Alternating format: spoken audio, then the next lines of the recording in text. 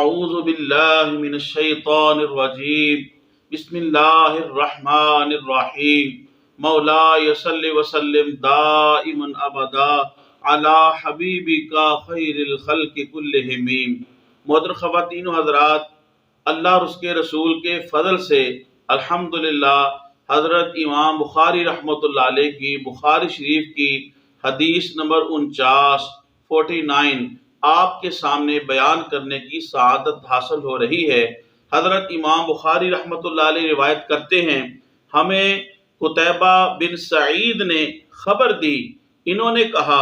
ہمیں اسماعیل بن جعفر نے خبر دی، اور ان کو حمید نے خبر دی، اور حمید کو حضرت انس رضی اللہ تعالی عنہ نے، اور حضرت انس رضی اللہ تعالی عنہ آپ فرماتے ہیں کہ مجھے عبادہ بن صامت رضی اللہ تعالی عنہ نے خبر دی، رسول اللہ صلی اللہ تعالی علیہ وآلہ وسلم لیلۃ القدر کی خبر دینے کے لیے باہر تشریف لائے۔ پس دو مسلمان آپس میں لڑ رہے تھے،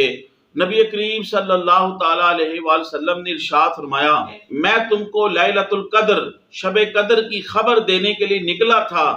بے شک فلاں اور فلاں نے جھگڑا کیا، پس لیلۃ القدر کی تعیین کا علم اٹھا لیا گیا، اور ہو سکتا ہے یہ تمہارے لیے زیادہ بہتر ہو۔ اب تم لیلۃ القدر کو 27ویں، 29ویں اور 25ویں شب میں تلاش کرو۔ محترم خواتین و حضرات، اس مبارک حدیث شریف کے اندر نبی کریم صلی اللہ تعالی علیہ وآلہ وسلم شب قدر کی اہمیت اور شب قدر کی تلاش اور اس کی تعیین کے حوالے سے ارشاد فرما رہے ہیں۔ چنانچہ نبی کریم صلی اللہ تعالی علیہ وآلہ وسلم شب قدر کی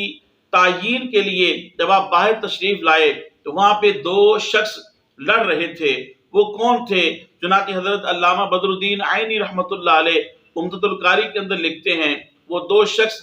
حضرت عبداللہ بن ابی حضرت اور حضرت کعب بن مالک رضی اللہ تعالی عنہ تھے۔ حضرت عبداللہ بن ابی حضرت انہوں نے حضرت کعب بن مالک رضی اللہ تعالی عنہ کا قرضہ دینا تھا، تو حضرت کعب بن مالک اپنے قرض کا تقاضا کر رہے تھے، تو یوں آپس میں بحث ہو رہی تھی۔ تو رسول پاک صلی اللہ تعالی علیہ وآلہ وسلم جب تشریف لائے، آپ نے جب ان کو بحث کرتے ہوئے لڑتے ہوئے دیکھا تو حضور رحمت کونین صلی اللہ تعالی علیہ وآلہ وسلم نے ارشاد فرمایا،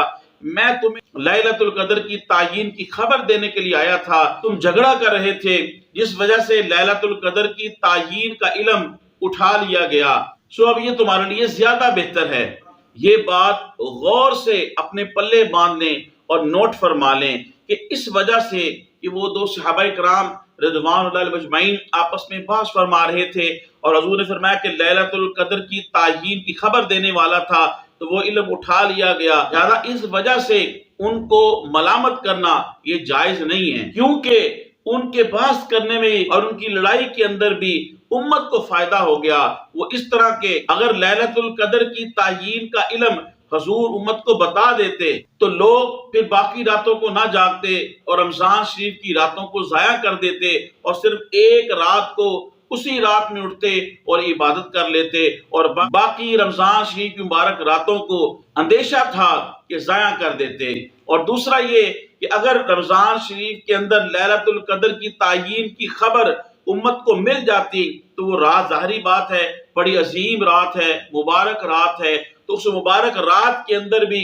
اگر جانتے ہوئے کہ یہ لیلۃ القدر ہے اور اس کے اندر انسان اللہ اور اس کے رسول کی نافرمانی کرتا اور گناہ کرتا تو ظاہری بات ہے تو یہ گناہ زیادہ بڑھ جاتا، ایک گناہ کرنے کا گناہ ملتا، اور دوسرا اس عظیم رات کے اندر جس کی خبر حضور اگر دے دیتے، جس کی تعیین کی خبر حضور دے دیتے تو اس کا گناہ بھی انسان کو ملتا۔ یہ ایسے ہی ہے کہ جیسے کہ گناہ کرے وہ برا ہے، لیکن مسجد میں گناہ کرے تو یہ اور زیادہ مذموم ہے اور زیادہ برا ہے، تو اس سے بھی ہم بچ گئے۔ تو لہذا صحابہ کرام رضوان اللہ علیہم اجمعین کا آپس میں بحث کرنا یہ بھی امت کے لیے باعث برکت ہے، لہذا یوں نہ کہا جائے کہ ان کے بحث کی وجہ سے امت لیلۃ القدر کی تعیین سے محروم ہو گئی، بلکہ یوں کہا جائے کہ ان کی بحث کی وجہ سے امت کو شب قدر کی تلاش کے سلسلہ میں رمضان شریف کی کئی راتوں کے اندر شب بیداری کرنا، جاگنا، نوافل پڑھنا، تسبیح اور اوراد و وظائف پڑھنا یہ نصیب ہو گیا ہے۔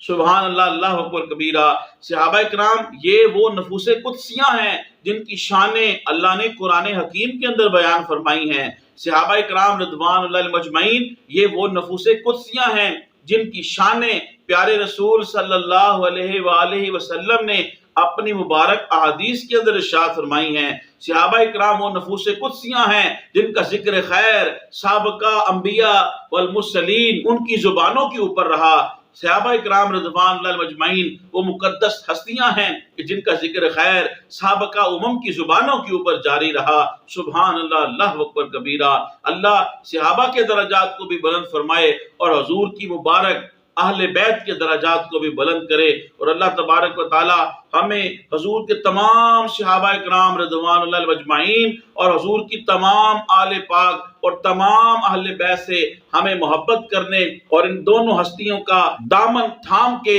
زندگی گزارنے کی، اور اسی کے اوپر موت اور اسی کے اوپر حشر اللہ پاک ہمیں عطا فرمائے۔ خواتین و حضرات، تبلیغ دین کی نیت سے میری اس حدیث شریف کے خواتین و حضرات تبلیغ دین کی نیت سے حدیث شریف کے درس کو زیادہ سے زیادہ لوگوں تک پہنچانے کے لیے میری اس ویڈیو کو زیادہ سے زیادہ شیئر کریں، میرے یوٹیوب اسلامک چینل کو سبسکرائب فرمائیں، یوٹیوب پہ کمنٹس کریں، لائک کریں، بیل آئیکن کو ضرور پریس کریں تاکہ ہر آنے والی ویڈیو آپ کو مل سکے۔ اللہ پاک آپ کو جزائے خیر دے۔ السلام علیکم ورحمۃ اللہ وبرکاتہ۔